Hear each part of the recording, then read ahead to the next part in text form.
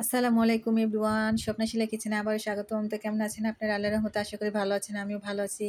তো আমি আজকে আপনাদের জন্য আবারও একটি রেসিপি নিয়ে এলাম। আমার আজকের রেসিপি হচ্ছে ফ্রিজের টমেটো দিয়ে এই টক রান্না। আমি আজকে এই টক রান্নাটা কীভাবে রান্না করব, আমি প্রথমেই ফ্রিজ থেকে টমেটো নিয়েছি, তারপরে এখানে গুঁড়া মাছ দিয়েছি, এই নদীর টাটকা গুঁড়া মাছ, আর হলুদ গুঁড়া পরিমাণ মতো, মরিচের গুঁড়া পরিমাণ মতো, লবণ পরিমাণ মতো, তেল দিয়ে দিচ্ছি পরিমাণ মতো, তারপরে একটু ধনিয়ার ফাঁকিও দিয়ে দিয়েছিলাম পরিমাণ মতো।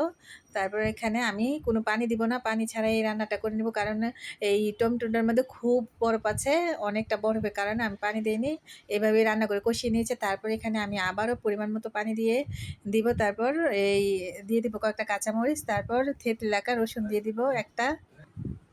তারপর আমি একটু নেড়েচেড়ে দিয়ে তারপর এই রান্নাটা একটু সময় ধরে রান্না করে নেব। এই রান্নাটা যত সময় ধরে রান্না করে নেওয়া যায় ততই কিন্তু খেতে ভালো লাগে। আর এই মিডিয়াম টু হিটে করে এই রান্নাটা আপনারা সময় ধরে রান্না করে নেবেন। আর এখানে আমি জলপাই দিয়েছি 3টা। আর আপনারা কিন্তু বলতেই পারেন জলপাইটা আপু এখন তো সিজন না, এই জলপাই কোথায় পেয়েছেন? আমি কিন্তু জলপাই ফ্রিজে সংরক্ষণ করে রেখেছি, প্রায় মানে অনেক কিছুই আমি ফ্রিজে সংরক্ষণ করে রাখি। আমি এখানে এখন টকটা হয়ে গেছে, তারপর আমি এই ধনিয়া পাতা কুচি দিয়ে তারপর নামিয়ে নিব। আমার রান্নাটা কিন্তু একদমই রেডি খাওয়ার জন্য। এখন আমি আপনাদের পরিবেশন করে দেখাবো। এই টকটা রান্না করতে কিন্তু টক টমেটোই লাগে, আর টক টমেটো ছাড়া কিন্তু এই টকটা ভাল লাগে না। আর এখনকার টমেটো দিয়ে কিন্তু এই টকটা রান্না করলে কিন্তু একদমই ভালো লাগবে না টক টক না হলে। আর আমার মতো আপনারা চাইলে ফ্রিজে সংরক্ষণ করে এই টমেটোটা রাখতে পারেন, আর আমার মতো করে এইভাবে টক রান্না করে খেতে পারেন। বিসমিল্লাহ। আর এই গরমে কিন্তু এই টক রান্না করে খেলে মানে মন প্রাণ কলিজা শরীর সবই ঠান্ডা হয়ে যায়।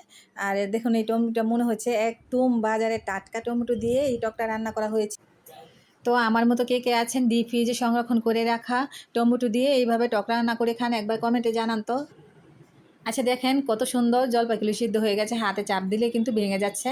তো এই জলপাই দিয়ে কিন্তু এই টকটা রান্না করলে আর বেশি ভালো লাগে। মানে যে কোনো একটা টক দিতেই হয়, বা আমের টক বা তেঁতুলের টক যেটাই থাকে আপনাদের ঘরে ওই টকটাই দিয়ে দিবেন। তো আজকে খেতে খেতে বিদায় নিচ্ছি, এই পর্যন্তই। যে যেখানে থাকবেন ভালো থাকবেন, আল্লাহ হাফেজ।